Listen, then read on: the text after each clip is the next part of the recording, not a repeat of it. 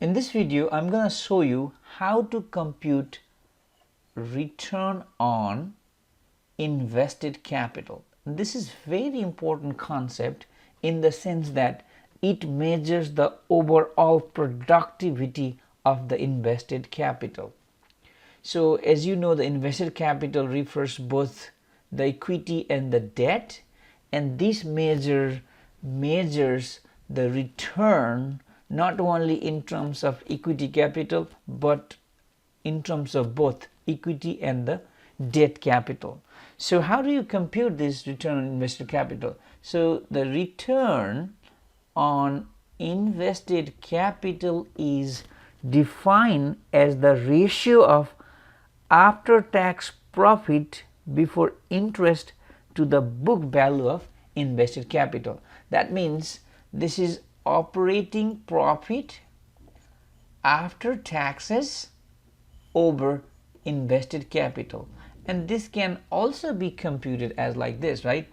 Earning before interest and taxes times 1 minus tax rate over invested capital.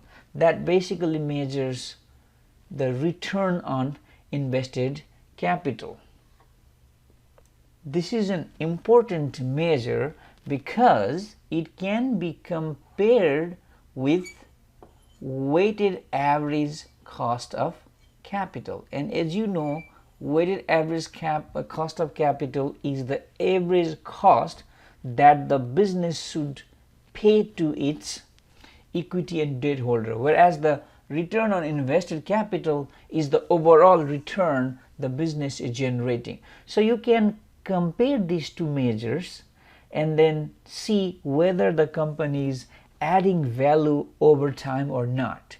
If your return on invested capital is more than weighted average cost of capital, that means the business is creating value over the period. But if the return on invested capital is less than weighted average cost of capital, that means the business is destroying value. Therefore, when you are analyzing any company, it is always very good to look at the return on invested capital and WACC and see how they compare to each other. And if the return on invested capital is lot larger than weighted average cost of capital, that means the company is doing really good. But keep in mind though, when you want to compute weighted average cost of capital, it is always very tricky and it's very hard to find the precise value of the company. So now let's see how we can compute return on invested capital for our XYZ company for year 5. And here I'm trying to give you a general framework. So in order to compute return on invested capital, we need EBIT or operating income first, right? So EBIT for year 5. So let's get this from our income statement. So based on this income statement, the operating income for 5 is here. Operating income is this guy here, which is 33.06 billion. That's the EBIT for year 5. Now we need the tax rate. How much tax the company is paying? So you can compute the implied tax rate, but to make this example shorter, let's assume that now the tax rate is simply 32%. I'm making this assumption, but you can also compute the implied tax rate. So once you know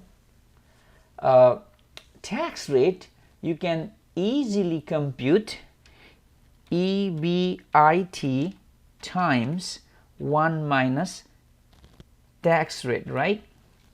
So how do you compute this? And I'm going to do this equal to our EBIT times 1 minus the tax rate. That gives us the after tax operating income, right? And once you know after tax operating income, and we have already computed invested capital, and once you know that, you can definitely compute the ratios of after tax operating income to invested capital, and that is called the return on invested capital. And I'm going to calculate here, return on invested capital equals to after tax operating income over invested capital. So that is giving us here 0.1845, which is 18.46%. That is the overall productivity of the business. That means the business overall producing 18.46% return in year 5.